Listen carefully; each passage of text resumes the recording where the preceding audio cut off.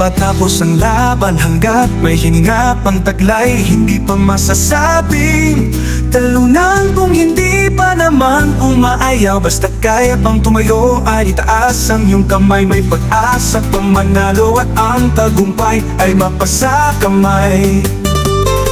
Dahil dito sa mundong ibabaw, kung patuloy kang manindigan, araw-araw ay matatamo mo rin ang kasaganaan ng buhay.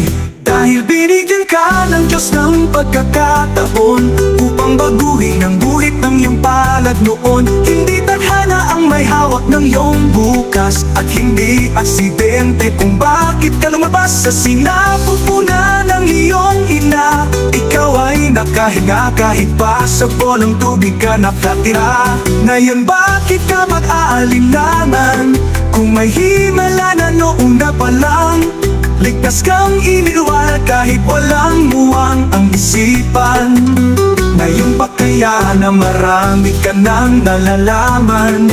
Kung kulang man ang iyong kakayahan, tumingala ka lang at humingi ng karunungan.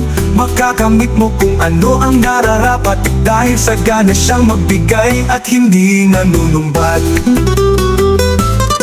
Lumakad ka ng may taglay na dunong, sa landas ng buhay huwag kang magmarunong, sapagkat ang gabay ng may likha ay higit mong kailangan upang hindi madaig sa taglay mong kayabangan. Katulad mo ay isang sanggol na gumapang sa madilim, na yungit ng buhay walang kakayahang ipagtanggol ang sarili at walang lakas upang magtagumpay. Marami mang mapapangis na hayop ang sa iyo ay nag-aabang.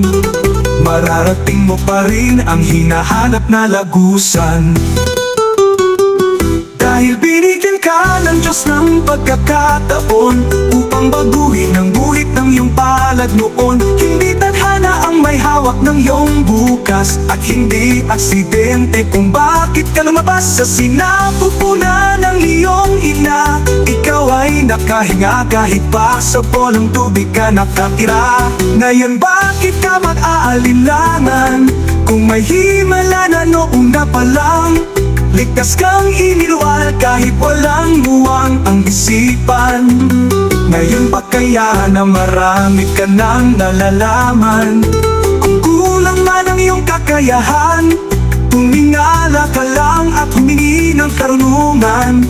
Makakamit mo kung ano ang nararapat, dahil sagana siyang magbigay at hindi nanunumbat. Ngayon bakit ka mag-aalinlangan kung may himala na noon na pa lang?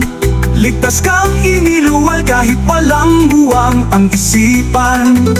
Ngayon pa kaya na marami ka nang nalalaman? Kung kulang man ang iyong kakayahan, tumingala ka lang at humingi ng karunungan.